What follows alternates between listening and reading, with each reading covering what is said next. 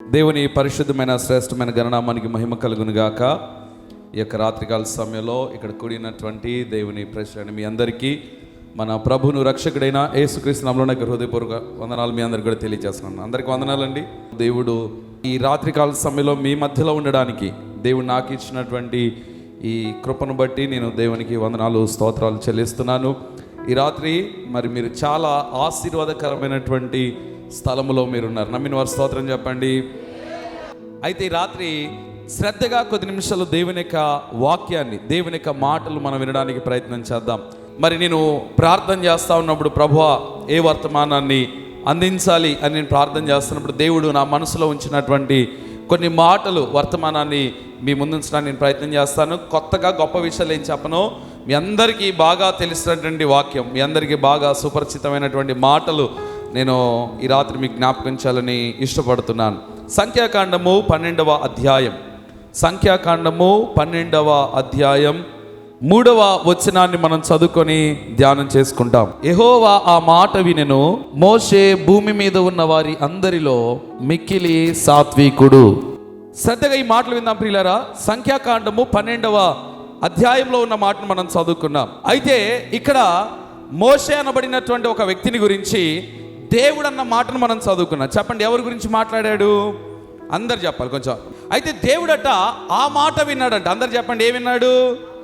దేవుడు ఆ మాట విన్నాడు. ఏ మాట విన్నాడో చెప్తాను నేను. బైబిల్లో మోషే అనబడిన ఒక మంచి దైవజనుడు ఉన్నాడు. ఈ దైవజనుని దేవుడు పిలుచుకున్నాడు తన పని కొరకు. ఏం పని చేయడానికి అంటే, ఇజ్రాయేలీలు అనబడినటువంటి ఒక గుంపు, ఒక జనాంగం ఉన్నారు, ఒక ప్రజలు ఉన్నారు. ఏం పేరు వాళ్ళ పేర్లు? ఇజ్రాయేలీలు. ఎందుకు వచ్చింది వారికి ఆ పేరు? ఒక మాట చెప్తాను. బైబిల్లో అబ్రహాం అనబడిన ఒక ఆయన ఉన్నాడు. మీ అందరికీ తెలుసు. అబ్రహాం గారు తెలుసా? ఎట్లా పరిచయం? మీ ఊరేనా? అయ్యగారు అప్పుడప్పుడు చెప్పాడు బైబిల్లో అబ్రహాం అని ఒక ఆయన ఉన్నాడని చెప్పాడు. కనుక మీకు అబ్రహాం గారు బాగా పరిచయం. ఈ అబ్రహాం గారికి ఒక కుమారుడు ఉన్నాడు. అయితే ఆయన పేరు ఇస్సాకు. ఏం పేరు చెప్పండి? ఇస్సాకు. ఆయనకు ఇంకొక కుమారుడు ఉన్నాడు. అంటే ఇద్దరిద్దరు ఉన్నారులే, మళ్ళీ అన్ని చేతి మీరు కన్ఫ్యూజ్ అవుతారు. ఇంకొక ఆయన ఉన్నాడు, ఆయన పేరు యాకోబు. అబ్రహాం గారి కొడుకు పేరు ఏం పేరు? ఇస్సాకు. ఇస్సాకు గారి కొడుకు పేరు ఏం పేరు? యాకోబు. యాకోబు గారు ఒకరోజు ప్రార్థన చేస్తే, దేవుడు నీ పేరు యాకోబు కాదు, యాకోబు అంటే మోసగాడు అని అర్థం కనుక నీకు ఈ పేరు తగదు, నీకు మంచి పేరు పెడతానని దేవుడు ఇజ్రాయేల్ అని పేరు పెట్టాడు. ఏం పేరు పెట్టాడు? యాకోబు గారికి ఇంకో పేరేంటి? ఇజ్రాయేల్. ఈ ఇజ్రాయేల్ గారికి 12 మంది పిల్లలు పుట్టారు. ఈ 12 మంది వాళ్ళకు పుట్టిన పిల్లలు, వాళ్ళకు పుట్టిన పిల్లలు, ఇక ఈ 12 మంది పిల్లలందరినీ ఏమన్నారంటే ఇజ్రాయేలీలు అన్నారు. దేవునికి స్తోత్రం చెబుదాం. ఇజ్రాయేలీలు అంటే ఎవరి పిల్లలు? యాకోబు గారి పిల్లలు. యాకోబు గారి పుట్టిన 12 మంది, ఈ 12 మందికి ఇంకా పుడతా ఉంటారు కదా, ఇక ఆ తర్వాత పుట్టిన వాళ్ళందరినీ కూడా ఏమన్నారంటే ఇజ్రాయేలీలు అన్నారు. ఈ ఇజ్రాయేలీలందరూ ఒక దినాన వారి దేశంలో కరువు వస్తే బ్రతకడానికి ఐగుప్తుకి వెళ్ళారు. ఇక్కడ కరువు వచ్చింది కనుక వాళ్ళు ఐగుప్తు దేశంలో బ్రతకడానికి వెళ్ళారు. అక్కడే స్థిరపడిపోయారు. అక్కడే వారి జనాంగం విస్తరించడం ప్రారంభించింది. పోయేటప్పుడు 12 మందే పోయారు, కానీ అక్కడికి వెళ్ళిన తర్వాత లక్షలాది మంది అయిపోయారంటండి ఐగుప్తు దేశంలో. అప్పుడు ఐగుప్తులు ఏమనుకున్నారంటే వీళ్ళని ఎట్లాగే వదిలిపెడితే ఇంకా ఎక్కువైపోయి మన మీద పెత్తనం చేస్తారు బతకడానికి వచ్చిన వాళ్ళు కదా. చాలాసార్లు ఏదైనా ఊరు మనం బ్రతకడానికి వెళ్ళామనుకో, ఆ ఊరిలో ఉన్నవాడు ఊరికే మనల్ని ఏమంటాడు, ఏయ్ నువ్వు ఈ ఊరు బతకడానికి వచ్చావు, మా మీద పెత్తనం చేస్తామే అంటాడు. ఆ ఊరిలో ఉన్నాడు. వాడిది ఆ ఊరు కాదు, వాడు ఎప్పుడో ఒక రోజు వచ్చిండు ఆడికి, కాదు మనకంటే ముందు వచ్చిండు. కనుక వాడేమంటాడంటే మీది ఈ ఊరు కాదు, మీరు ఇక్కడికి బ్రతకడానికి వచ్చారు. మనం ఏదైనా కొద్దిగా గట్టిగా మాట్లాడగా, ఏం మాట్లాడదాం, నువ్వు ఏ ఊర్రా నీది, అసలు ఎక్కడి నుండి వచ్చావు అంటాడు. అయితే ఈ ఐగుప్తీయులకు కూడా ఒక ఆలోచన ఏం కలిగిందంటే, ఈ ఇజ్రాయేలీలు ఇక్కడికి బ్రతకడానికి వచ్చారు, వీళ్ళని ఎట్లాగే వదిలిపెడితే రేపు మన మీద పెత్తనం చేస్తారు కనుక వీళ్ళని ఎట్లయినా మనం బానిసలుగా చేసుకోవాలని వాళ్ళందరినీ కూడా అనగద్రొక్కి వాళ్ళ కింద బానిసలుగా చేసుకొని వెట్టి చాకిరీ చేపిస్తున్నారంట. భయంకరమైనటువంటి హింసలు. అవన్నీ పడలేక దేవునికి ప్రార్థన చేశారు, అయ్యా మమ్మల్ని విడిపించరాదు ఇక్కడి నుండి. మా తండ్రి అయినటువంటి అబ్రాహాముకు నువ్వు వాగ్దానం చేశాక కానాన్ అనే దేశాన్ని ఇస్తానని, మరి మా ప్రార్థన వినయ్యా, మమ్మల్ని ఇక్కడ విడిపించయ్యా, ఈ బాధను మేము తాళలేకపోతున్నామయ్యా అంటే, మరి విడిపించడం కరెక్టే కానీ ఇక్కడ నుండి అక్కడికి నడిపించడానికి ఒక నాయకుడు కావాలని దేవుడు మోషే అనబడిన ఆయన్ని ఏర్పాటు చేశాడు. హల్లెలూయా. మోషే ఆయన వెళ్ళాడు, ఐగుప్తు రాజు దగ్గరికి వెళ్ళాడు. అయ్యా మీ దగ్గర బ్రతకడానికి వచ్చిన ఈ జనాంగం ఉన్నారు ఇజ్రాయేలీలు, వారు దేవుని ప్రజలు, వారిని విడిచిపెడితే వారి దేశానికి వాళ్ళని తీసుకొని పోతానంటే నేను పంపను అన్నాడంట. అప్పుడు దేవుడు ఒక తెగులు రప్పించాడు, పంపుతాను అన్నాడు. మరలా ఆ తెగులు చూసి పంపుతానన్న ఆయన తెగులు తగ్గిపోయాక మళ్ళీ పంపట్లే. మళ్ళా దేవుడు తెగులు పంపించాడు, నేను పంపుతాను అంటున్నాడు, తెగులు తగ్గిపోగానే మళ్ళా పంపట్లే. ఇట్లా 10 సార్లు జరిగింది. 10వసారి దేవుడు సంహార దూతను పంపాడు. అంటే వచ్చి ఆ దేశంలో ఉన్న తొలుచులు వాళ్ళందరినీ కూడా చంపేశాడంట దూత వచ్చి. అప్పుడు రాజుకు భయమయ్యి, ఇక తీసుకొని భయ్యా నీ ప్రజలు ఈ దేశంలో ఉండొద్దు, మీరొద్దు, మీ జోలొద్దు, అందరు కూడా వెళ్ళిపోండి, మీ దేశానికి వెళ్ళిపోండి అని పంపిస్తే అందరూ ఐగుప్తుని విడిచి కానానుకు ప్రయాణమయ్యారు. గట్టిగా చప్పట్లు కొడుతూ ప్రభునామాన్ని మహింపడతాం. ఎక్కడికి బయలుదేరారు? ఎక్కడి నుండి? ఐగుప్తు నుండి కానాను వైపుగా ప్రయాణమయ్యారు. వీళ్ళని నడిపించే నాయకుడి పేరే మోషే. ఈ మోషే గారు ఏం చేశాడంటే, ఆయన 40 సంవత్సరాల వయసు ఉన్నప్పుడు ఈ ఐగుప్తులోనే ఉన్నాడు ఆయన కూడా. అయితే ఒక ఐగుప్తుని చంపాడు. 40 సంవత్సరాల వయసులో ఒక ఐగుప్తుని చంపాడు. ఈ సంగతి రాజుకు తెలిసిద్దేమోనని ఆ దేశాన్ని విడిచి పారిపోయి ఒక మిథ్యాను అనబడిన ప్రాంతంలో ఒక యాజకుడు ఉన్నాడు. అక్కడ కూడా పాస్టర్ గారు ఉన్నాడు. ఆ పాస్టర్ గారు కూతురు పెళ్లి చేసుకున్నాడు. ఆ ఊరు పారిపోయి అక్కడ ఉండి వాళ్ళ ఇంటి దగ్గరికి, చాలా పెద్ద స్టోరీ, అదంతా చేస్తే చాలా సమయం పట్టింది. ఇంచుమించుగా ఈ ప్రసంగం నేను 3-4 గంటలు చేస్తా, అర్థమైందా? కానీ మీకు 1 గంట లోపే ఈ విషయాలన్నీ చెప్పడానికి ప్రయత్నం చేస్తా. మీరు సావధానంగా వినడానికి ప్రయత్నం చేయండి. అక్కడికి వెళ్ళి ఆ ఇంట్లో చేరాడు. ఈ మనిషి మంచి సౌందర్యవంతుడిగా ఉన్నాడు, తెలివిగలవాడిగా కనపడ్డాడు. కనుక అయ్యగారు అన్న అబ్బాయి, నాకు 7 అమ్మాయిలు ఉన్నారు కానీ మా పెద్ద అమ్మాయిని ఇంత చేసుకో అన్నాడు. ఆయన అనుకున్నాడు, ఇక నాకు మాత్రం ఉంది, ఇప్పటికి 40 సంవత్సరాలు వచ్చినాయి, నేను మాత్రం ఎక్కడికి పోతా, సరే మామగారు మీరు ఎట్లా అంటే అట్లా కదా, పిలిచి పిల్లనిస్తానంటే ఏదో అనకుండా చక్కగా చేసుకున్నాడు. దేవునికి స్తోత్రం, హల్లెలూయా. లోకల్ సామెత తెలుసా మీ అందరికీ? మీ ఊర్లో ఉందా ఇది? పిలిచి పిల్లనిస్తానంటే ఏమన్నాడంట? కోలం తక్కువైంది అన్నాడంట. అయితే నిజంగా చెప్పాలంటే మోషే గారేమో యూదుడు. చెప్పండి, మోషే గారు ఎవరు? యూదుడు, అంటే పెద్ద కులస్తుడు. అయితే ఈ అయ్యగారు ఉన్నాడే, ఈయనేమో కూషీయుడు. చెప్పాలి, ఎవరైనా తక్కువ కులస్తుడే. కానీ ఆయన అలాగనలే, మోషే అలాగనలే. అయ్యా మీది తక్కువ కులం కదా, నేను ఎక్కువ కులం కదా అనలే. అయ్యా నువ్వు ఇస్తే నేను చేసుకుంటాను అన్నాడు. ఆ అమ్మాయిని చేసుకున్నాడు. 40 సంవత్సరాలు అయిపోయింది. అంటే మొత్తం ఇప్పుడు 80 సంవత్సరాల ముసలివాడు. ఈ ముసలివాడిని దేవుడు పిలిచాడు ఐగుప్తు నుండి ప్రజలను విడిపించడానికి. హల్లెలూయా. 80 సంవత్సరాల వయసులో ఆ రాజు దగ్గరికి వెళ్ళి వాళ్ళని విడిపించుకొని బయలుదేరిన తర్వాత మోషే ద్వారా దేవుడు గొప్ప కార్యాలు చేస్తున్నాడు. ఎట్లాంటి కార్యాలు మీరు చెప్పండి, మీకు తెలుసు. మోషే ఎట్లాంటి పనులు చేశాడు? ఎర్ర సముద్రాన్ని పాయలుగా చేశాడు. అరణ్యంలో బండ నుండి నీళ్లను రప్పించాడు. ఇక తెగులు సమయంలో కూడా చాలా అద్భుతాలు చేశాడు. అవన్నీ చూశారు వీళ్ళు. తర్వాత ఆకాశం నుండి మన్నా దిగొచ్చింది. పలు రకాల తెగుళ్ళు వచ్చినప్పుడు మోషే ద్వారా దేవుడు గొప్ప కార్యాలు చేశాడండి. ఇది చూసిన ప్రజలు అంటున్నారు, అబ్బా మోషే ఎంత గొప్పాడో, మోషే ఎంత మంచోడో, ఆయనంత పరిశుద్ధుడు లేడు, ఆయనంత భక్తిపరుడు లేడు, ఆయనంత విశ్వాసి లేడు అని అందరూ అంటా ఉంటే సొంత అక్క అన్న ఉన్నారండి. మోషే గారికి సొంత అక్క ఎవరెవరు? సొంత అక్క. వాళ్ళ పేర్లు ఏంటంటే, అక్క పేరేమో మిరియాము, అన్న పేరేమో అహరోను. వీళ్ళిద్దరికి అసూయ పుట్టిందంట. ఈడు మనకంటే వెనక పుట్టినోడు, మనకంటే వెనక పుట్టినోడిని ఇప్పుడు అందరూ ఏమంటున్నారు? గొప్పోడు అంటున్నారు. మనం కూడా వాడి దగ్గరికే పోయి ప్రార్థన చేయించుకోవాల్సి వస్తుంది అని అసూయపడి వీళ్ళు ఏం చేస్తారంటే ప్రజల దగ్గరికి వెళ్ళారు. అయ్యగారి దగ్గరికి రాలే. ఎక్కడికి వెళ్ళారు? ప్రజల దగ్గరికి వెళ్ళి, ఏంటి మీరు పొద్దాక మోషే మోషే మోషే అని మోషే వెంట పడతారేంటి? మోషే ఏమన్నా గొప్పోడా? నేను మాతో దేవుడు మాట్లాడలేదా? మనం చదివితే అక్కడ మాట్లాడి ఉంటాయి 12వ అధ్యాయం ప్రారంభం నుండి.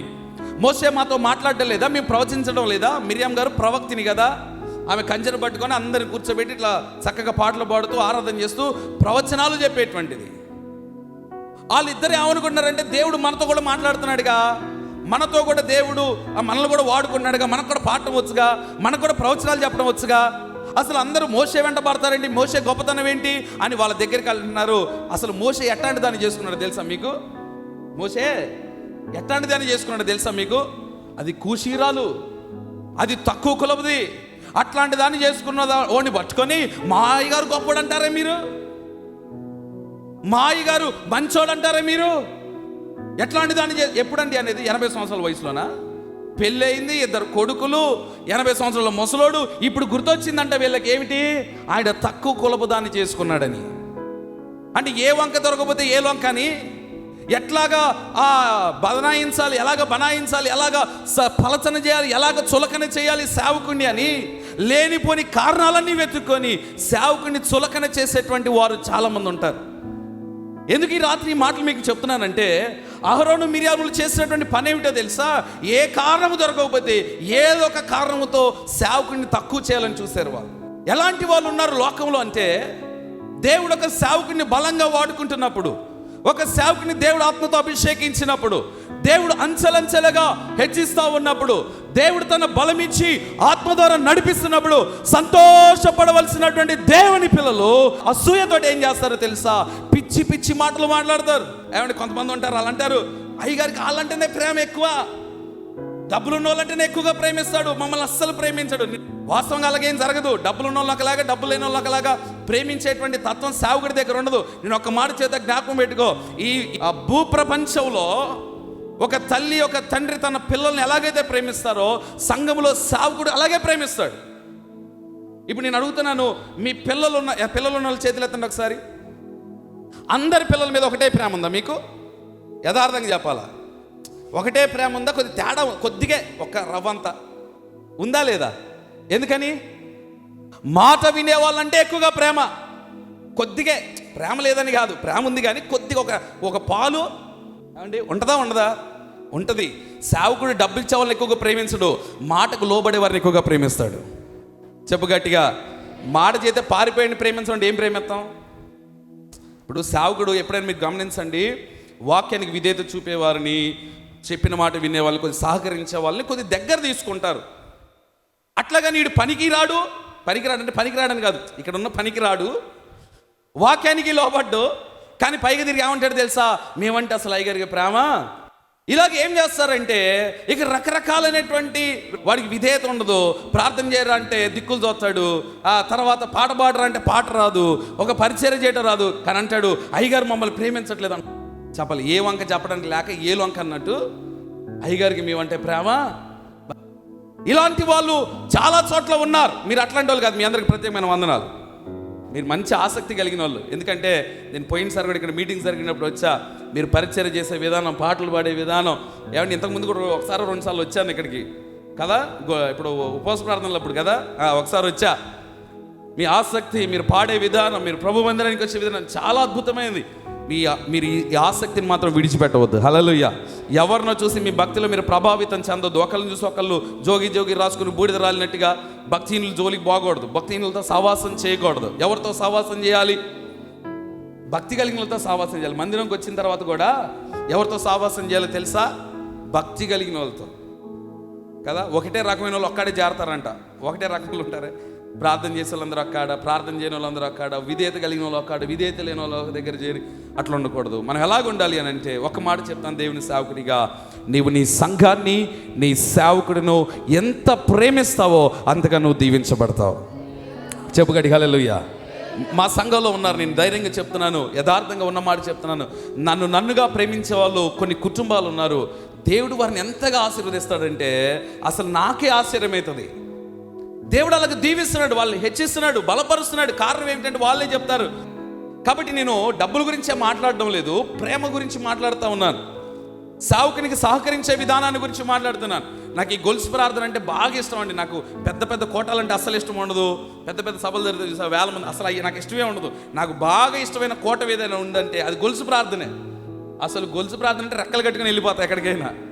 ఎందుకంటే ప్రశాంతంగా దేవుని సన్నిధిలో గడపవచ్చు, కంగారు లేదు, తొందర లేదు, మనసారా ఆరాధించవచ్చు, మనసారా దేవుని వాక్యాన్ని చదువుకోవచ్చు, నేర్చుకోవచ్చు, మనసారా ప్రార్థన చేయొచ్చు. నేను అంటాను, మీ సంఘం ఈ ఉపవాస కూడిక ద్వారా, గొలుసు ప్రార్థన ద్వారా బహుగా ప్రభు ఆశీర్వదించబోతున్నాడు. అయితే ఇక్కడ ఏం జరిగిందంటే, ఇప్పుడు అయ్యగారిని ఏమంటున్నారు వీళ్ళు, ఈయన తక్కువ కులం దాన్ని పెళ్లి చేసుకున్నాడు అని ఈయన గురించి అక్కడ తిరిగి ఎక్కడ తిరిగి ఆ ఇంటి తిరిగి మాట్లాడుతూ ఉంటానంట.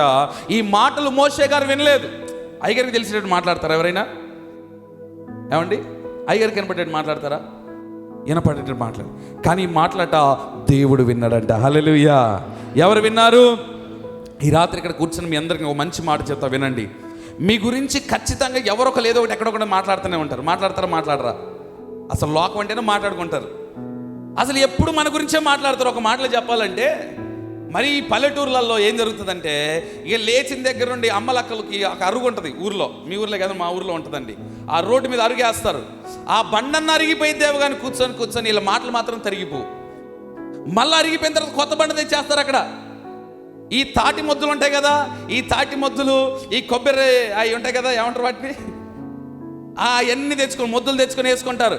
ఇది కూర్చొని అరిగిపోద్ది. అరిగిపోయిన తర్వాత మళ్ళీ కొత్త మొద్దు తెచ్చేసుకుని మళ్ళా అదన్నీ అరిగిపోయింది. కానీ వీళ్ళు మాటలు అయిపోవండి. అలాగ మాట్లాడుకుంటా ఉంటారు. అయితే ఈ మాట్లాడుకునే మాటలు కొన్నిసార్లు నీ గురించి కూడా మాట్లాడుకోవచ్చు. ప్రజలు పలు రకాలుగా నీ గురించి ఆలోచన చేస్తూ ఉండవచ్చు. అవన్నీ నీకు తెలియదు. నువ్వు అనుకుంటావు అందరు మంచోళ్ళే, అందరు మావోళ్ళే అనుకుంటా, కానీ నీ వెనక ఏం మాట్లాడుతున్నా నీకు. అయితే ఒక మాట చెప్తాను చూడండి. ఎవరైతే దేవుని నమ్ముకున్నారో, ఆరాధిస్తున్నారో, ఆయన కొరకు నమ్మకంగా ఉంటున్నారో, వారి గురించి ఎవరేం మాట్లాడుకుంటున్నారో నీకు వినకపోవచ్చు, కానీ మన దేవుడు నిశ్చయంగా వినేటువంటి దేవుడు. నీ గురించి ప్రజలు సనుక్కునేది, ప్రజలు నీ గురించి అవమానకరంగా మాట్లాడేది, నీ మీద నిందలు వేసేది, నీ గురించి చెడ్డగా మాట్లాడేది, ఏమన్నా ఉన్నది మాట్లాడటంలో త్రిల్లు లేదు. ఇప్పుడు ఏముందో తెలుసా, లేని కల్పించి మాట్లాడితే భలే మజా. జనాలకి జరిగింది కొంచెమైనా ఏదేదో మాట్లాడాలని ఆశపడతారు. నేను అంటాను, ఈ రాత్రి కూర్చొని నీ గురించి కూడా ప్రజలు పలు రకాలుగా మాట్లాడుతున్నారేమో. నీ ఆర్థిక పరిస్థితి గురించి పలు రకాలుగా మాట్లాడుతున్నారేమో. నీ కుటుంబ సమస్యల గురించి పలు రకాలుగా మాట్లాడుతున్నారేమో. నీకున్నటువంటి రోగముల గురించి, బలహీనతల గురించి, నీ జీవితాన్ని గురించి అనేక రకాలుగా ప్రజలు మాట్లాడుతున్నారేమో. ఈ రాత్రి ఒక మాట చెప్తా, జ్ఞాపకం పెట్టుకో. ఈ మాటలు నీవు వినకపోయినా నీవు నమ్మిన దేవుడు వింటున్నాడు. చెప్పుగడి హల్లెలూయా. మన దేవుడు ఏ దేవుడు? వినే దేవుడు. ఆయనకు ఒక పేరు ఉంది. ఆ పేరు ఏమిటో తెలుసా? లోకంలో ఎవరికి లేదండి ఆ పేరు. ఆయన వినే దేవుడు అట. ఏ దేవుడు? ఏ వింటున్నాడు? నీ గురించి ప్రజలు మాట్లాడుకునేది వింటున్నాడు. విని ఊరుకుంటే దేవుడా? కాదండి, ఆయన విని ఊరుకుండలేదు. ఇదిగో యెహోవా ఆ మాటలు వినెను. విని పరలోకం నుండి దిగొచ్చాడంట దేవుడు. మోషే కొరకు ఎవరు దిగొచ్చారు? అసలు మోషే అనేది ఒక మాట అంటే దేవునికే రోషం వచ్చిందంట. దేవునికి రోషం వచ్చి, నా బిడ్డని ఇంత మాట అంటారా మీరు? నా సేవకుని ఇంత మాట అంటారా? నేను పిలుచుకున్న వాడిని ఇంత మాట అంటారా అని చెప్పి ఆ మాట విని పరలోకం నుండి దిగొచ్చాడు. దిగొచ్చి అహరోను మిరియాంతో అన్నాడు, అహరోను మిరియాము, మీరు బయలుదేరి దేవుని మందిరం దగ్గరికి రండి, ప్రత్యక్ష గుడారం దగ్గరికి రండి. పిలిచాడు. పిలిచిన తర్వాత వాళ్ళ బయట నిలబడ్డారు. దేవుడు ఆ ద్వారం దగ్గర నిలబడ్డాడు. వారితో మాట్లాడుతున్నాడు. ఏం మాట్లాడుతున్నారో చదువుతారా? 6వ వచనం. వారిద్దరూ రాగా, నా మాట వినుడి, మీలో ప్రవక్త ఉండిన ఎడల యెహోవానకు నేను దర్శనమిచ్చి అతడు నన్ను తెలుసుకున్నట్లు కళ్ళతో అతనితో నేను మాట్లాడుదును. నా సేవకుడైన మోషే అట్టివాడు కాదు. హల్లెలూయా చెప్పు, హల్లెలూయా. అయితే దేవుడు ఏమంటున్నాడంటే, ఏ అహరోను, ఏ మిరియామో, ఏంటి మీరు మాట్లాడుతుంది ఏంటి? నేను మీతో కూడా మాట్లాడుతున్నాను, మీతో కూడా ప్రవచనాలు చెప్పిస్తున్నాను, మీతో కూడా నేను ఉన్నానని మీరు చెప్తున్నారు కదా. ఏమిటి మీతో చెప్పేది? ఒక ప్రవక్త ఉంటే అతనికి నేను ఎలాగూ చెప్తానంటే ఆ విషయాలు గూఢభావములతో చెబుతాను. డైరెక్ట్గా చెప్పడు దేవుడు. ఒక ప్రవక్త ఏదైనా చెప్తున్నాడు అనుకోండి, డైరెక్ట్గా చెప్పడు దేవుడు. దాన్ని ఏదో ఒక కళ ద్వారా మర్మంగా చెబుతాడు. మర్మంగా చెప్పిందని నేను ప్రార్థన చేసి కనిపెట్టి ప్రజలకు చెప్పాలి. దేవుడు ఏమంటున్నాడంటే, మోషే అట్లాంటి వాడు కాదు, నేను ముఖాముఖిగా మాట్లాడానని చెప్తున్నాడు. హల్లెలూయా. దేవుడు ముఖాముఖిగా ఎవరితోనైనా మాట్లాడాడు అంటే అది మోషేతోనే. ఎట్లా మాట్లాడాడు? ఒక మనిషి ముఖాముఖిగా మాట్లాడినట్టుగా మాట్లాడాడు. అన్నాడు, మీలాంటోడు కాదు మోషే, మీతో మాట్లాడినట్టుగా నేను మాట్లాడలేదు. నేను దిగొచ్చాను అంటే మోషేలో ఏదో ఒక ప్రత్యేకత ఉన్నది. హల్లెలూయా. అంటే ఇంత చిన్న మాటకి దేవుడు దిగొస్తాడా? ఇంత చిన్న మాటకి దేవుడు దిగొస్తాడంటే అవును, ఆయన ప్రజల కొరకు ఆయన దిగొస్తాడు. నిన్నగాక మొన్న శుక్రవారం మనం గుడ్ ఫ్రైడే చేసుకున్నాం, ఈస్టర్ చేసుకున్నాం. ఏమిటి మన సంతోషం అంటే సాక్షాత్తు దేవాతి దేవుడైన ఆయన మన కొరకు ఆ పరలోకాన్ని విడిచి లోకానికి వచ్చాడు. హల్లెలూయా. రాడు ఆయన మన కొరకు? నీ కోసం ఎవరు వచ్చినా రాపైన ఆయన వస్తాడు. నీ పక్షాన ఎవరు నిలబడిపోయినా ఆయన నిలబడతాడు. ఎవరు నీ మొర విన్నా వినకపోయినా ఆయన వింటాడు. ఎవరు నిన్ను విడిపించకపోయినా ఆయన నిన్ను విడిపిస్తాడు. ఎవరు నీకు సహాయం చేసినా చేయకపోయినా నిశ్చయముగా ఆయన చేస్తాడు. నీ కన్నీరు ఎవరు చూడకపోయినా ఆయన చూస్తాడు. నీ అవమానాలు, నీ నిందలు, నీ గురించి ప్రజలు మాట్లాడే మాటలు ఎవరికి వినపడకపోయినా, నీకు వినపడకపోయినా ఆయనకు వినపడతాయి. నీ విషయమే నా దేవుడు రోషం కలిగి వచ్చే దేవుడు. ఆయన ఎట్లా వస్తాడు? తన ప్రజల కొరకు రోషంతో వస్తాడు ఆయన. నువ్వు నమ్మితే నీ కోసం వస్తాడు. నా దేవుడు రోషం కలిగిన వాడు. నీ మీద చెయ్యేస్తే ఆయన ఊరుకునేవాడు కాదు. నీ మీద మాట పడితే ఆయన ఊరుకునే దేవుడు కాదు. మోషే గురించి దేవుడు దిగొచ్చాడు. అహరోను మిరియాములు గద్దిస్తున్నాడు. మీలాంటి వాడు కాదు మోషే అని గద్దించగా ఆ మిరియాం గారికి కుష్ఠరోగం వచ్చిందంటండి. మోషే గారి గురించి తప్పుగా మాట్లాడారు. అందుకు దేవునికి రోషం వచ్చింది. ఆయన దిగొచ్చాడు. ఆయన గద్దించగా ఆమెకేమొచ్చిందంటే కుష్ఠరోగం వచ్చింది. అంతే, ఇద్దరు పారిపోయారు దేవుని మందిరం. పారిపోయారు దూరంగా. భయం అయిపోయింది, చచ్చిపోతావేమో. ఆమె కంటే కుష్ఠరోగం వచ్చింది, నేనైతే చచ్చిపోతాను అనుకుంటున్నాను అహరోను. ఇద్దరు పారిపోయారు. పారిపోయిన తర్వాత దేవుడు కాస్త చల్లబడ్డాడు. మరలా అన్నాడు, అమ్మా నీ కుష్ఠం బాగోవాలంటే మోసే దగ్గరికి వెళ్ళి ప్రార్థన చేయించుకున్నాడు. మళ్ళీ ఎవరు చేయాలంటే ప్రార్థన? మళ్ళీ మోసే గారు చేయాల్సి వస్తుంది. ఎన్ని మాట్లాడినా మళ్ళీ మేమే ప్రార్థన చేయాలా? హల్లెలూయా, అవునా కాదా? ఎన్ని మాట్లాడినా, ఎంత దూషించినా, ఎంత వ్యతిరేకంగా మాట్లాడినా మళ్ళీ కష్టం వస్తే ఎవరు పోవాలి? మళ్ళీ మనమే పోవాలి. దేవుడు అన్నాడు, వెళ్ళి మోషేతో ప్రార్థన చేయించుకో. మోషే ప్రార్థన చేయగా ఆమె అద్భుతంగా స్వస్థ పొందింది. ఇప్పుడు మనం ప్రసంగంలోకి వెళ్తాం. వెళ్ళమంటారా వద్దంటారా?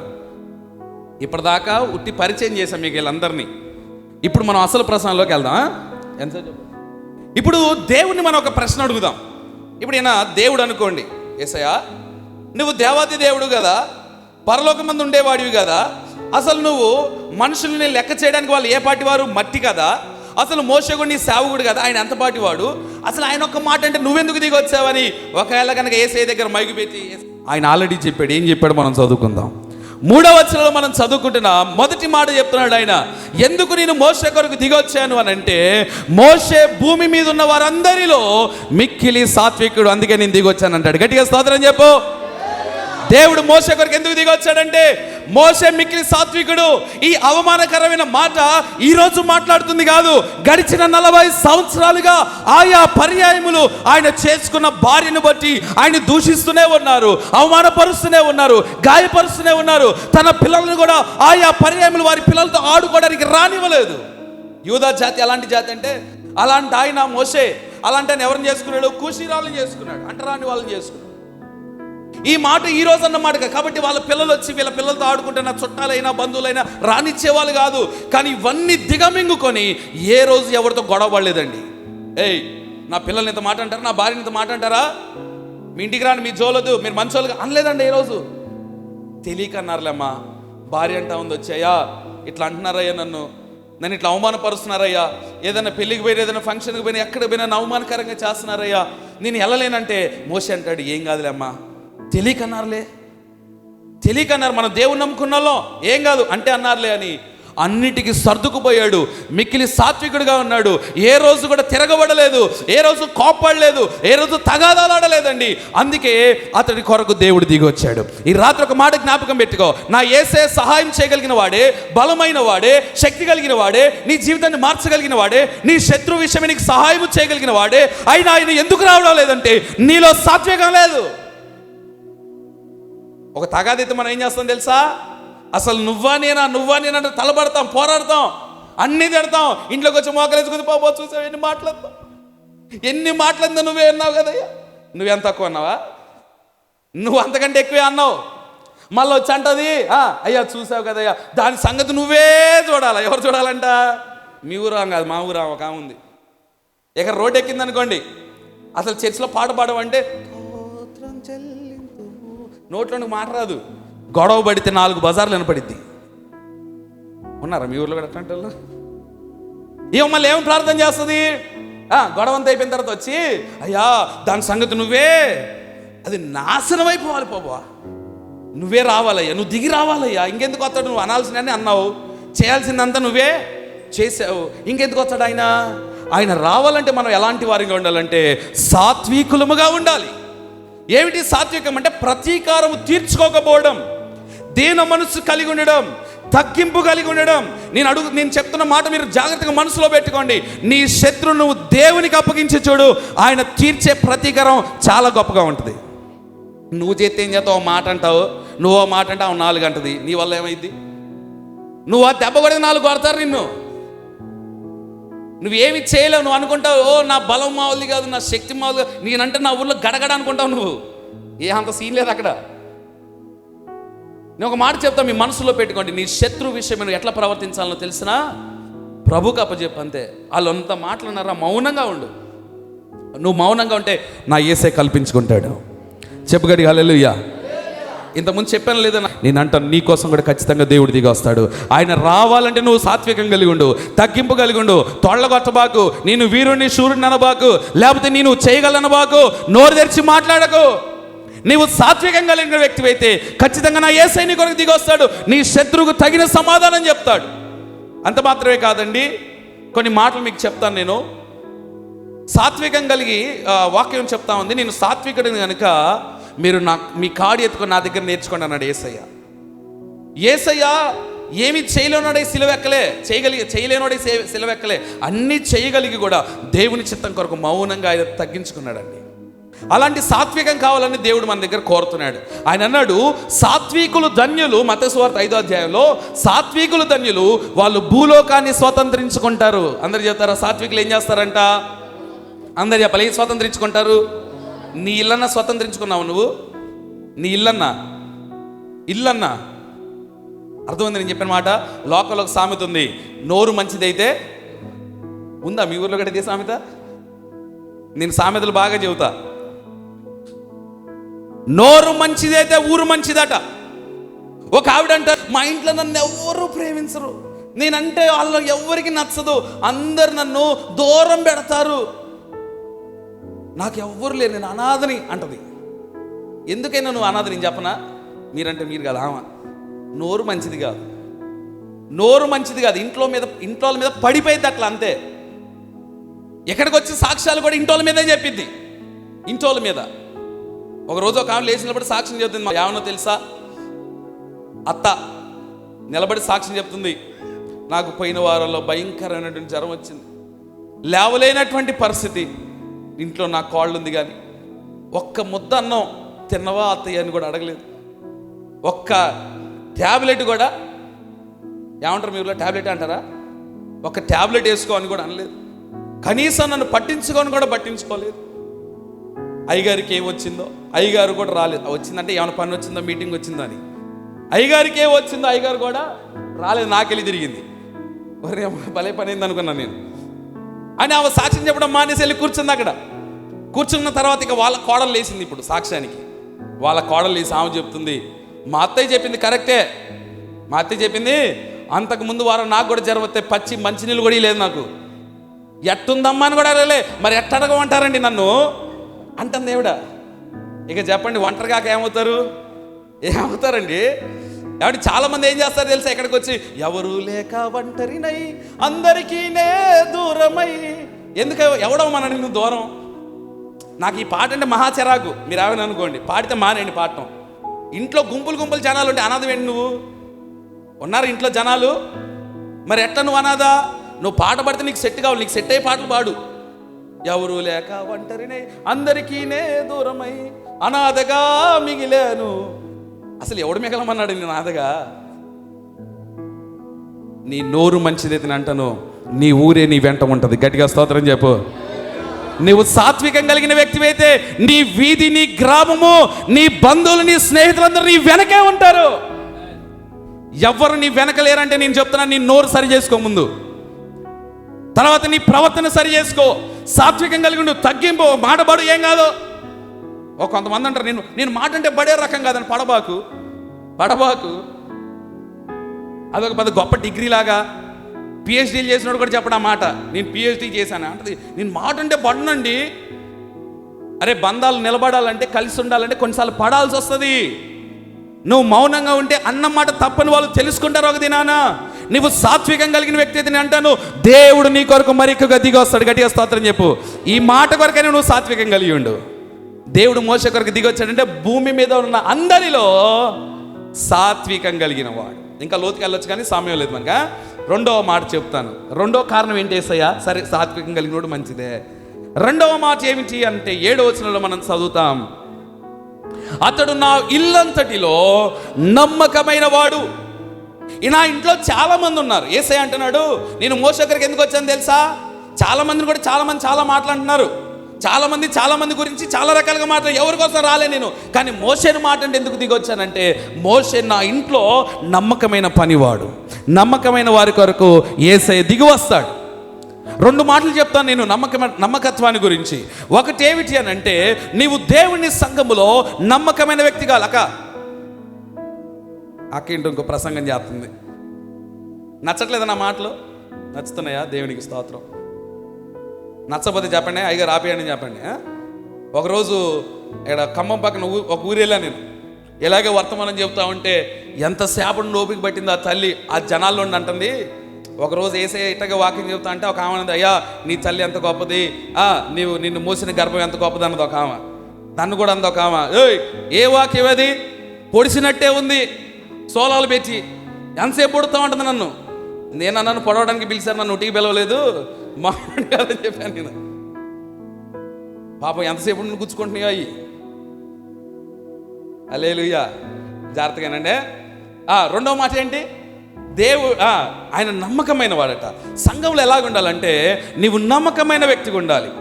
ఒకటి, దేవుని దృష్టికి నమ్మకమైన వ్యక్తిగా ఉండాలి. అంటే నమ్మకత్వం అంటే ఏంటి? ఇక్కడ ఎట్లున్నావో బయట కూడా అట్లనే ఉండాలి. దేవుడు చూస్తున్నాడు అనే విషయం. ఇక్కడికి వస్తేనేమో చాలా భక్తిగా ఉంటావు కదా, మరి బయట చూడట్లేదా? దేవుడు ఎక్కడ చూసే దేవుడు? చాలా మందికి దేవుడు అంటే చర్చిలోనే ఉంటాడు అనుకుంటారు, దెయ్యాలంటే సమాధిలోనే ఉంటాయి, దేవుడు అంటే మందిరాల్లోనే ఉంటాడు అనుకుంటారు చాలామంది. దేవుడు అంతటా ఉన్నాడు. నువ్వు ఎక్కడన్నా ఆయన ఉన్నాడు, అంతటా ఆయన ఉన్నాడని నువ్వు నమ్మకమైన వ్యక్తిగా ప్రభు కొరకు బ్రతకాలి. రెండోది కూడా చెప్తాను చూడండి. నమ్మకమైన వారికి దీవెనలు మెండుగా కలిగిన వాక్యం చెప్తుంది. నమ్మకమైన వాడికి ఏమొస్తాయంట? దీవెనలు ఎక్కువగా వస్తాయంట. తర్వాత నమ్మకమైన వాడు రాజుల దగ్గర గిన్నెను అందించేటువంటి వాడిగా ఉంటాడు. వాక్యం చెప్తున్నమాట, రాజుల దగ్గర ఉంచుతాడు దేవుడు. నువ్వు ఎట్లుండాలంటే సంఘంలో, సంఘానికి, దేవునికి, సేవకునికి నమ్మకమైన వ్యక్తివి కావాలి. ఒక పని చేస్తే, ఒక పని చెప్తే నమ్మకంగా చేస్తాడని ఉండాలి. కొంతమంది ఫీల్ అవుతారు. ఏం ఫీల్ అవుతారంటే, అయ్యగారు మాకేం పని చెప్పడండి, ఆ అబ్బాయికే చెప్తుడు, ఊరికే ఆ అబ్బాయికే చెప్తుడు. అంటే ఎందుకు చెప్తున్నాడంటే పాపం చెప్తే చేసే రకం, నువ్వేమో చేస్తే పారిపోయే రకం. ఒక చిన్న పని చెప్పామనుకోండి, ఇక రానోడికి చెబుతామా? ఇప్పుడు నాకు దాహం అవుతుంది తమ్ముడు, కొద్దిగా పోయి వాటర్ తీసుకురానా అంటే పోయి గంట సేపు దాకా రాకపోతే ఇంకోసారి చెబుతానా? ఇంకోసారి చదివి గొంతెండి చేస్తాను నేను. ఇక చెప్పను నేను, ఎందుకంటే వెళితే వచ్చే రకం నమ్మకత్వం లేదు కనుక చెప్పనిక. అదే నమ్మకమైన వాళ్ళకి ఏం చేస్తాం? మరలా ఒక మాట చెప్తా, జ్ఞాపకం పెట్టుకో. నీ సేవకుడు నీకు మరలా పని చెప్తున్నాడంటే నిన్ను వేధించాలనో, ఇబ్బంది పెట్టాలనో, నీకు పని చెప్పాలని కాదు, కానీ నీవు నమ్మకమైన వ్యక్తివని గుర్తించి నీకు పని చెప్తున్నాడు. స్తోత్రం చెప్పు. అది గొప్ప భాగ్యం అండి. సేవకుడు మాటికి నీకు పని చెప్తున్నాడు, నీకు గొప్ప భాగ్యం. ఎందుకంటే నువ్వైతే నమ్మకమైన వ్యక్తివని, నువ్వైతే బాగా చేస్తావని, నువ్వైతే ఖచ్చితంగా చేస్తావని నిన్ను నమ్మి నీకు పని చెప్తున్నాడు. అందుకు నువ్వు విసుక్కోకూడదు, సంతోషించాలి. నా సేవకుడు నన్ను ఇంత నమ్ముతున్నాడా, నా సేవకుడు నేను ఇంత నమ్మకమా, నువ్వు సంతోషించాలి కానీ విసుక్కోకూడదు. మోషే ఎలాంటి వాడంటే నమ్మకమైన వాడు. దేవుడు ఏది చెప్తాడో చేస్తాడండి, ఎలా చేయమంటే అలాగే చేస్తాడండి. అసలు సొంత పైత్యాన్ని వాడడండి. ఒక మాట చదువుకొని ఆ మాటను మనం కొంచెం రూఢిపరచుకుందాం. నిర్గమాకాండము చివరి అధ్యాయంలో మోషేని గురించి ఒక మంచి సాక్ష్యం రాబడింది. దేవుడు ఒక మందిరం కట్టమన్నాడంట మోషేని. కట్టమంటే ఎట్లా కట్టాడో తెలుసా?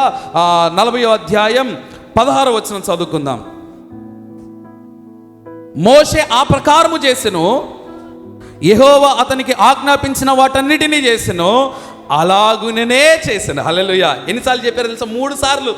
ఆ ప్రకారమే చేశాడంట, ఆజ్ఞాపించిన ప్రకారం చేశాడంట, అట్లనే చేశాడంట. సొంత పెత్తనాలు వాడలేదంట. అంత నమ్మకమైన వాడట. అందుకే దేవుడు దిగొచ్చాడంట. మరి నీ నమ్మకత్వం యొక్క పరిస్థితి ఏమిటి? నువ్వెంత నమ్మకమైన వ్యక్తివి? నీవు దేవుని దృష్టికి, నీ సంఘములో, నీ సేవకునికి నువ్వెంత నమ్మకమైన వ్యక్తివి? ఈ రాత్రి ఒకసారి ఆత్మ పరిశీలన చేసుకో. ఆయన ఖచ్చితంగా నీ కొరకు దిగి వస్తాడు. అయితే ఇంకొక నమ్మకత్వం కూడా ఉంది కుటుంబాల్లో.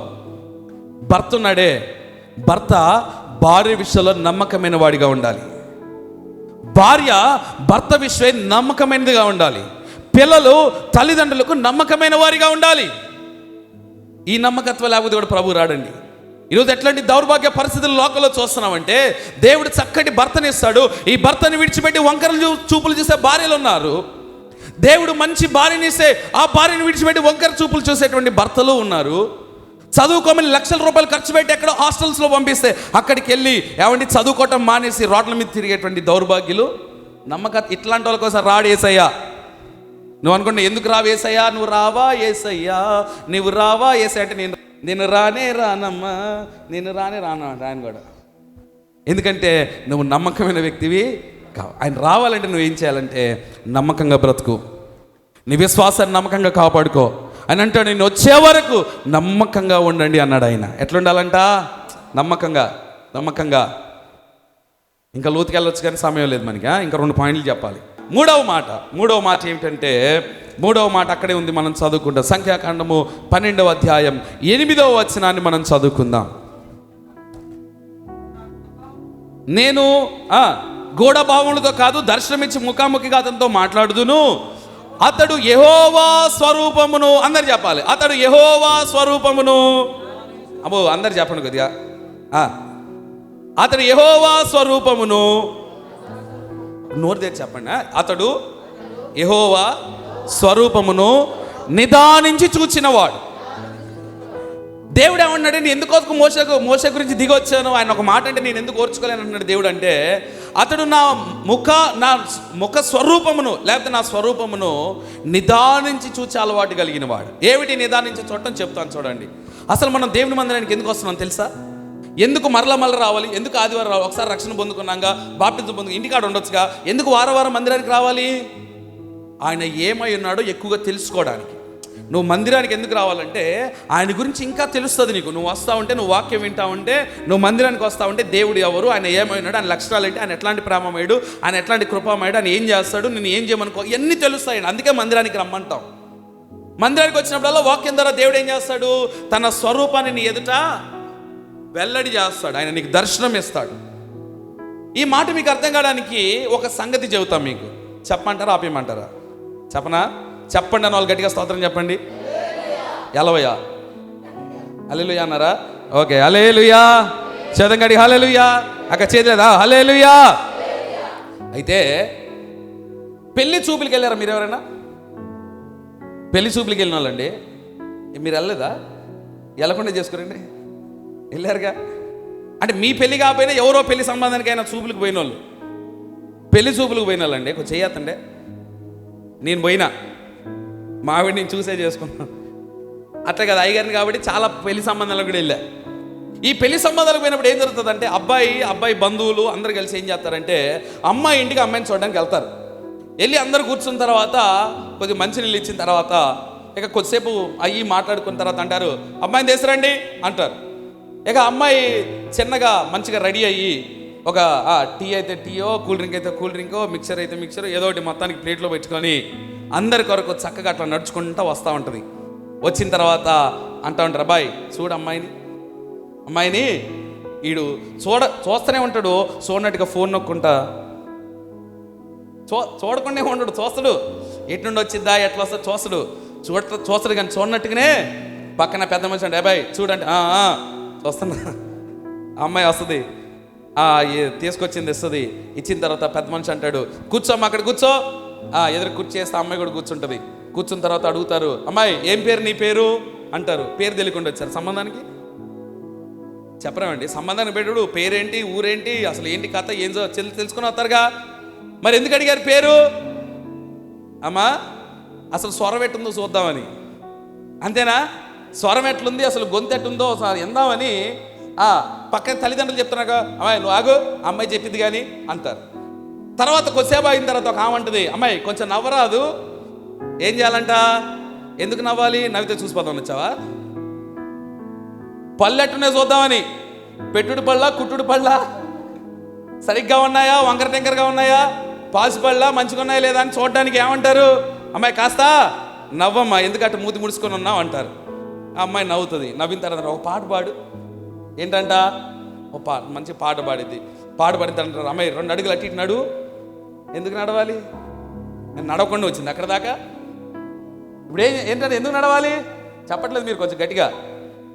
పెద్ద మనిషి నడకెట్టుందో చూద్దామని. మంచి కాలేనా, అవిటి కాలా, లేకపోతే వంకర టెంకరగా నేస్తుందా, నడకెట్టుందో చూద్దామని ఏమంటారు? ఇవన్నీ చూసిన తర్వాత పెళ్లి జరుగుద్ది. పెళ్లి జరిగిన తర్వాత ఇప్పుడు అబ్బాయి అంటాడు, ఈ అమ్మాయి నాకొద్దు. అరే ఎందుకొద్దురా? ఎందుకొద్దు? ఆ అమ్మాయి జుట్టు ఎంతే ఉంది. అప్పుడు పెద్ద మనుషుల దగ్గరికి వెళ్తే పెద్ద మనిషి ఏమంటాడు తెలుసా? ఆ రోజు ఏం చేసినావు మరి? ఏ రోజట? ఆ రోజే నిదానంగా చూడొద్దా? ఆ రోజున పళ్ళు బాలేవండి, పళ్ళు వరుస అయ్యండి ఏమంటారు తెలుసా? నువ్వు ఆ రోజే, ఏ రోజు చూడాలి? ఆ రోజే అంటూ ఒక మాట అంటాడు, నిదానంగా చూడాలట. ఎడ చూడాలి? నిదానంగా చూడాలి. చూడకపోతే అంత కుదిరి అంత అయిపోయిన తర్వాత ఏం జరుగుద్ది? ఇక చెప్పుకున్న ఈయనోడు ఎవడు? నిదానించి చూడటం అనగా దేవునిని కూడా ఎలాగ చూడాలంటే నిదానించి చూడాలట. జాగ్రత్తగా తెలుసుకోవాలంటే దేవుని గురించి, ఆయన ఏమై ఉన్నాడో, ఆయన ఏమి లక్షణాలు కలిగి ఉన్నాడో, ఆయన ఎట్లా ప్రేమమయ్యాడో, ఆయన ఏం చేయగోరుతున్నాడో, మనల్ని ఏమి చేయాలని కోరుతున్నాడు, ఇవన్నీ తెలుసుకోవాలండి. మనం ఉట్టిగా రావడం కాదు మందిరానికి. ఇవన్నీ తెలిసినాడు ప్రభుని విడిచిపెట్టాడు. హల్లెలూయా. దేవుని నిదానంగా చూసినాడు అంటాడు. చూసావా, ఇదిగో మీరే నిదానించి చూసేవాళ్ళు మందిరాన్ని విడిచిపెట్టలేరు, ప్రార్థన పోగొట్టుకోలేరు. ఏమండి, అసలు ఆరాధన జరుగుతుందంటే ఆశ ఆగదు. ఎందుకంటే ఆయన రుచి తెలుసు కాబట్టి, నిదానించి కొంత చూశారు కాబట్టి ఇంకా ఆయన ఏమైనాడో తెలుసుకోవడానికి మనం ప్రయత్నం చేస్తాం. ప్రియ దేవుని పిల్లలారా, నేను చెప్పే మాట ఏంటి తెలుసు? చాలామందికి పాటలు అంటే బాగా ఇష్టమేనా మీ అందరికీ? ఆరాధన అంటే బాగా ఇష్టం. వాక్యం అంటే చాలు ఆకాశానికి ఎగిరి వెళ్ళిపోతారు. ఒంటరెక్కడ అలా ఊరంతా తిరిగేసి ఆమేన్ అనే టైంకి వస్తారు. కొంతమంది మల్టీ టాలెంటెడ్ వాళ్ళు ఉంటారు. హల్లెలూయా విన్నప్పుడు వచ్చి వెళ్తారండి భలేగా, కరెక్ట్గా ఆ టైంకి వచ్చి వెళ్ళిపోతారు. ఇప్పుడు అయ్యగారు మంచి ఉత్సాహంగా హల్లెలూయా అన్నాడు అనుకో, కరెక్ట్గా చెప్పిద్ది అక్క మనం కనిపెట్టలేం. దేవుడు అట్లాంటి కృపావరాలు ఇచ్చాడు మనందరికీ. దేవునికి స్తోత్రం కలుగును గాక. హల్లెలూయా చెప్పండి, హల్లెలూయా గట్టి చెప్పాలి, హల్లెలూయా. ఏం చేయాలో తెలుసా? దేవుడు మన కొరకు దిగి రావాలంటే ఆయనను బాగా తెలుసుకోవాలి ఆయన గురించి. అదే కనుక మీ ఇంటి పక్కన అక్క వచ్చాక రోజు సంకలో బైబిల్ పెట్టుకొని ప్రార్థనకు పోతున్నావు, ఏంటి అసలు మీ యేసయ్య గురించి చెప్పు అన్నదనుకో, మా చర్చికి రా మా అయ్యగారు చెప్తారంటావా? 2 మాటలేం చెప్పగలగాలి నువ్వు. అట్లా నేర్చుకోవాలి. నువ్వు పనికి వెళ్ళావా, అక్కడ 2 మాటలు యేసయ్య గురించి చెప్పగలగాలి. నీ బంధువుల ఇంటికి వెళ్ళావా, 2 మాటలు యేసయ్య గురించి చెప్పాలి. ఒక ఊరు వెళ్ళావా, నువ్వు ప్రయాణంలో ఉన్నావా, యేసయ్య గురించి 2 మాటలు చెప్పగలిగినట్లుగా యేసయ్య గురించి కొంత నువ్వు తెలుసుకోవాలి. తెలిస్తే చెప్పడం ఎంతసేపు అండి? మీ ఆయన గురించి చెప్పండి, ఎంత బాగా చెబుతావు. ఏమండి, ఏంటమ్మా మీ ఆయన అంటే ఆడుతో పనికి మాలోడండి. ఎట తెలిసింది నీకు పనికి మాలోడని? బాగా నిదానించి చూస్తున్నావు. మరి యేసయ్య ఉత్తముడని రుచి చూచి తెలుసుకోవాలి కదా మనం. హల్లెలూయా. ఎంత తెలుసు నీకు యేసయ్య? ఎంత బాగా తెలుసుకున్నావు? ఇట్లాంటప్పుడు రేపు అడుగుతారు మనల్ని, ఏమే గొలుసు ప్రార్థనకు పోయాగా ఏం చెప్పాడు అయ్యగారు అంటే, ప్రార్థనకు రాదు. ఇట్లాంటి వాళ్ళు పోయి నువ్వు రాత్రి భలే మిస్ అయ్యి తెలుసా, మంచి వాక్యం చెప్పాడు అయ్యగారు అంటే ఆమె అడుగుతుంది, రానామా ఏం చెప్పాడక్క అంటే, అబ్బో ఏం చెప్పాడు కానీ ఏమో చెప్పాడులే అంటది. ఏం చెప్పాడమ్మా అంటే, బాగా చెప్పాడు. ఏం చెప్పాడు? మళ్ళా అంటది, అసలు నువ్వు వస్తే తెలిసేది ఏందంట, నువ్వు చెప్పరాదు, ఆమె రాలేదు, నువ్వు చెప్పొచ్చు కదా అంటది. నువ్వు వస్తే ఇక ఇంకా బాగా అడిగింది అనుకో, వస్తే వచ్చిన రోజు ఎంటలేక నువ్వు చెప్పు ఏం చెప్పాడు అంటది. అదొక మాటలో చెప్పేది కాదులే. చివరి మాట ఏంటి? అదొక మాటలో కథమేగా. అంటే నువ్వు ఏమి వినలేదు, ఏమి తెలుసుకోలేదు కనుక చెప్పడానికి ఏమి లేక ఏమంటావు అంటే ఎన్నిగా చుట్టూ తెప్పుకొస్తాం మనం. అందుకే నేను చెప్తాను, ప్రియా దేవుని సంగమా, యేసయ్యని గురించి ఎక్కువగా తెలుసుకోవడానికి ప్రయత్నం చేయి. జాగ్రత్తగా వాక్యాన్ని విను. సేవకుడు ఏం చెప్తున్నాడు, ఏం బోధిస్తున్నాడు జాగ్రత్తగా నేర్చుకో. చదవగలిగితే రోజు వాక్యాన్ని చదవండి. చదవలేని వారు చదవగలిగిన పిల్లలతో చదివించుకొని వినండి. దేవుడి గురించి లోతుగా తెలుసుకుంటే ఆయన నిశ్చయంగా నీ కొరకు దిగి వస్తాడు. హల్లెలూయా. చివరి మాట, టైం అయిపోయింది, మరి చెప్పాలా? మొహమాటం లేకుండా చెప్పండి, నాకు పర్లేదా? చెప్పమంటారా? లాస్ట్ మాట. మొత్తానికి 7 మాటలోనే కానీ 4 ముగించేద్దాం. లాస్ట్ మాట, చివరి మాట మనం చూస్తే అపోస్తలుల కార్యగ్రంథము 7వ అధ్యాయం 32వ వచనాన్ని మనం చదువుకుందాం. నేను నీ పితరుల దేవుడును, అబ్రహాము, ఇస్సాకు, యాకోబుల దేవుడును అని ప్రభువు వాక్కు వినబడెను గనుక మోషే వనికి నిదానించి చూచుటకు తెగింపలేదు. జాగ్రత్తగా వినాలి. ఒకరోజు అంటే దేవుడు ప్రత్యక్షమయ్యాడంట పొదలో నుండి. ఆయన గొర్రెలు గాయడానికి ఆ పర్వతం మీదకి కొండపైకి వెళ్తే అక్కడ ఒక పొద మండుతుంది కానీ కాలిపోవడం లేదు. అంటే ఎంతసేపు అయినా, ఇప్పుడు కట్టెలు ఉన్నాయనుకోండి, ఎక్కువసేపు మండిన తర్వాత ఏమైపోవాలి? కాలిపోవాలి, బూడిదైపోవాలి. ఎంతసేపు అయినా అవి కాలుతున్నాయి కానీ బూడిదవ్వదే. దగ్గరికి వెళ్ళాడు, ఏంటో చూద్దామని. అందులో ఒక స్వరం వినబడుతుంది, మోషే నీ చెప్పులు ఇప్పు. చెప్పులు ఇప్పాడు. ఎవరవయ్యా నువ్వు పొదలోండి మాట్లాడుతున్నావు అని మోషే అంటే, ఆ పొదలో ఉండి స్వరం అంటా ఉంది, నేను నీ పితరుల దేవుడును, అబ్రహాము, ఇస్సాకు, యాకోబుల దేవుడు అనగానే గడగడ ఉనికిపోయాడంట. ఏమి విని? దేవుని యొక్క స్వరాన్ని విని. దేవుని యొక్క స్వరాన్ని విని ఏ వ్యక్తి అయితే గడగడ వణుకుతాడో, ఏ వ్యక్తి అయితే భయపడతాడో, దేవుని స్వరాన్ని విని ఏ వ్యక్తి అయితే తన జీవితాన్ని సరి చేసుకోవడానికి ఇష్టపడతాడో, ఆ వ్యక్తి కొరకు యేసయ్య దిగి వస్తాడు. హల్లెలూయా. ఇప్పుడు మనం వణికే పరిస్థితులు లేవు, అయ్యగారిని వణికించే పరిస్థితిలో ఉన్నాం. ఎవరు వణికెత్తున్నాం మనం? ఎక్కడ కాదు లేక కొన్ని సంఘాల్లో అండి, అయ్యగారు ఏం వాక్యం చెప్పాలో వాళ్ళే చెప్తారు, ఎట్ట చెప్పాలో వాళ్ళే చెప్తారు, ఏం చెప్పకూడదో చెప్తారు. ఇక వాళ్ళు చెప్పినట్టుగా అయ్యగారు వనకాలి, దేవుని వాక్యం చెప్పినట్టు వాళ్ళు వనకరు. ఒకవేళ ఇంకా దేవుడు మనలో ఉన్నటువంటి అవిధేయతలు ఏమన్నా చూపించాడు అనుకోండి, అప్పుడు అక్క అంటది, అయ్యగారు ఈరోజు అంతా నా గురించే చెప్పిండు. ఎవరి గురించి? చెప్పరేమండి? మీరు అనర్లే, మా ఊర్లో అంటారు, అందుకే మీకు నవ్వుతుంది. నా గురించే చెప్పాడు. నేను ఒక మాట అడుగుతాను, మీరు యథార్థంగా చెప్పాలండి. ఎవరి గురించి చెప్తే అనడానికి వచ్చావు ఇక్కడికి? ఫ్యాన్ల గురించి, లైట్ల గురించి, పట్టాల గురించి, కుర్చీల గురించా? ఎవరి గురించి చెప్తే అనడానికి వచ్చావు ఇక్కడికి? అవునా కదా తల్లిగారు? ఎవరి గురించి చెప్తే అనడానికి వచ్చాం మనందరం? ఎవరి గురించి వాళ్ళు దేవుడు మాట్లాడితే ఇందామని వచ్చాం. అంటే వ్యక్తిగత నేను వచ్చాను అనుకోండి, నా గురించి వేసే మాట్లాడాలని వచ్చా. తండ్రి గారు వచ్చాడు అనుకోండి, ఆయన గురించి మాట్లాడితే ఇందామని వచ్చాడు. తల్లిగారు ఉందనుకోండి, చెల్లి ఉందా, ఎవరి గురించి ఇందామని వచ్చావు? ఆక గురించి, ఏ గురించి చెప్తే ఇందామని వచ్చావా? లేకపోతే ఆన్న గురించి, అన్న గురించి చెప్తే ఇందామని వచ్చావా? దేవుడు నా గురించి ఏం చెప్తాడని వింటానుగా వచ్చావు. మరి నీ గురించి చెప్తా ఉంటే ఎందుకు నీకు నొప్పి? ఏమని ప్రార్థన చేసావు మోకరించి రాగానే? యేసయ్యా, ఈరోజు నువ్వు నాతోనే మాట్లాడాలి అయ్యా. నువ్వు ప్రార్థన చేసినందుకే కదా మాట్లాడింది. మాదేం పాపం ఉంది చెప్పండి? ఇప్పుడు సేవకులకు మాకేం తెలుసు అండి? మా సొంత మాటలు కాదు, దేవుడు మాట్లాడతాడు. ఆయన స్వరం వినపడినప్పుడు నువ్వేం చేయాలి తెలుసా? దేవుడు నాతోనే మాట్లాడాడు. అయ్యా నిజమే, నాలో ఈ అవిధేతలు ఉన్నాయి, నాలో ఈ పాపం ఉంది, నాలో ఈ లోపాలు ఉన్నాయి, నాలో ఇవన్నీ నేను సరి చేసుకుంటానయ్యా. నాకు తోడుగా ఉండి నన్ను విడిచిపెట్టబాకయ్యా. ఇదిగో మోషే కొరకు దిగి వచ్చినట్లే నా కొరకు కూడా దిగిరా ప్రభువా. నాలో కల అవిధేతను నేను సరి చేసుకుంటాను ప్రభువా. నీవు ఇందుకొరకే నువ్వు నా కొరకు రాలేకపోతే, నాలో ఉన్న ఈ అవిధేతను బట్టి నువ్వు నాకు సహాయం చేయకపోతే, ఇందును బట్టి నా జీవితం పాడైపోతా ఉంటే నిశ్చయంగా నేను దాన్ని విడిచిపెడతాను ప్రభువా అని నువ్వు వనకగలిగితే, భయపడగలిగితే, విధేయత చూపగలిగితే, సరి చేసుకోగలిగితే, వాక్యానికి నువ్వు లోబడగలిగితే, నా యేసే నిశ్చయంగా నీ కొరకు దిగి వస్తాడు. ఎందుకు రాడో తెలుసా? వాక్యాన్ని విమర్శించే రకాలు ఉన్నారు కొంతమంది. ఏది చెప్పినా విమర్శే, ఏది చెప్పినా విమర్శ, భయపడేది లేదు. ఎందుకో తెలుసా? తెలివితేటలు ఎక్కువైపోయినాయి, జ్ఞానం ఎక్కువైపోయింది, డబ్బు ఎక్కువైపోయింది. మనం అనుకుంటాం ఇది దేవుని మాట అనే గ్రహింపు లేదు మనకి, ఇది దేవుని వాక్యం అనే గ్రహింపు లేదు.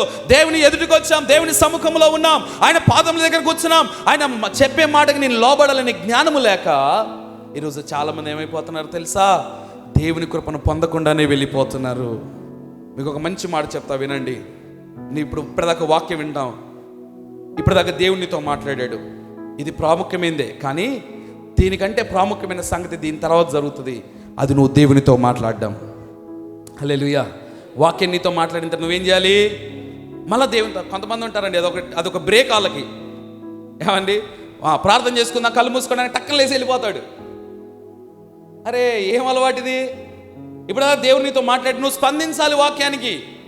వెంటనే నువ్వు మోకాళ్ళ మీదకి వచ్చి, నిజమే ప్రభువా, నాలో ఉన్న ప్రతి అవిధేయతను నాకు చూపించావు, నాలో ఉన్న ప్రతి ఇదిగో పాపాన్ని నాకు ఎత్తి చూపావు, ఇదిగో నాలో ఉన్నటువంటి దుర్మార్గతను చూపించావు, ఈరోజు విడిచిపెడతానయ్యా, నీ వాగ్దానాలు నాకు ప్రసాదించు, నా కొరకు దిగిరా, నాకు సహాయం చేయని ప్రార్థన చేస్తే నిశ్చయంగా నువ్వు ప్రతిఫలాన్ని పొందుతావు. హల్లెలూయా.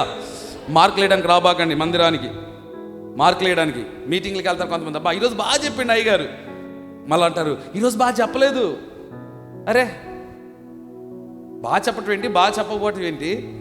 అందులో కొన్ని మాటలన్నీ నీకు అవసరమైన మాటలు ఉంటాయి, అవి నువ్వు పట్టుకొని మార్పు చెందాలి, అంతే, ఇంకేం అక్కర్లేదు మనకి. ఎంత బాగా వాక్యం చెప్పినా అది నీలో పని చేయకపోతే ఏం ఉపయోగం అండి? ఉందా? చెప్పట్లే మీరు. కాబట్టి ఈ మాటలు మీ హృదయంలో జ్ఞాపకం పెట్టుకోనండి. ఒకటి, సాత్వికం కలిగి ఉండాలి. ఏం చేయాలి?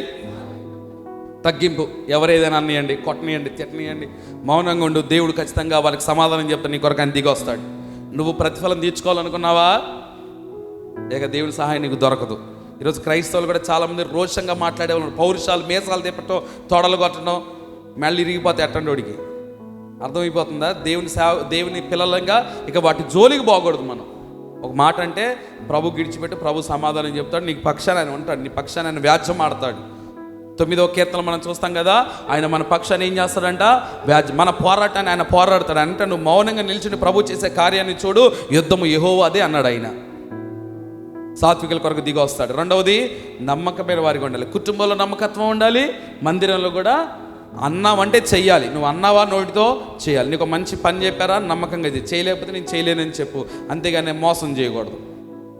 కొంతమంది ఉంటారు అపనమ్మకం, అసలు ఎప్పుడు ప్రార్థనకు వస్తారో తెలియదు, ఇప్పుడు రారో తెలియదు, ఎప్పుడు మంచిగా ఉంటారో తెలీదు, ఎప్పుడు దూరంగా ఉంటారో తెలియదు. అట్లా ఉండకూడదు. నమ్మకమైన వారిగా దేవుని మందిరం. తర్వాత మూడవది, నిదానించి తెలుసుకోవాలి, ప్రభుని బాగా తెలుసుకోవాలి. రోజు ఇంకా లోతుగా అవసరమైతే సేవకుడి దగ్గరికి వెళ్ళాలి. అయ్యా దేవుని గురించి ఇంకా తెలుసుకుంటున్నా, చెప్పు, ఇంకొంచెం సేపు చెప్పు, ఇంకో 2 మాటలు చెప్పు, అసలు యేసయ్య గురించి చెప్పు, అడగాలి. చివరిగా వాక్యం విని, ఆయన మాట విని వనకాలి, లోబడాలి, సరిచేసుకోవాలి. ఎప్పుడైతే నువ్వు ఇవన్నీ చేస్తావో నిశ్చయంగా నేను అంటాను, నేను ఆరాధిస్తున్న దేవుడు మన కొరకు దిగొస్తాడు. చెప్పట్లేదు ఆమెనని? నీ కొరకు ఎవరు వచ్చినా రాకపోయినా. హల్లెలూయా. అసలు ఆయన ఉండగా ఇంకెవరు కావాలండి? ఏమంటే యేసయ్య ఉంటే ఇంకెవరు కావాలి మనకి? ఎవరు కావాలా? ఇంకా ఎవరన్నా?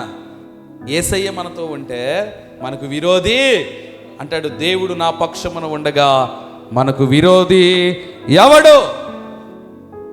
ఈ రాత్రి నీవు ఆరాధిస్తున్న దేవుడు నమ్మదగినవాడు.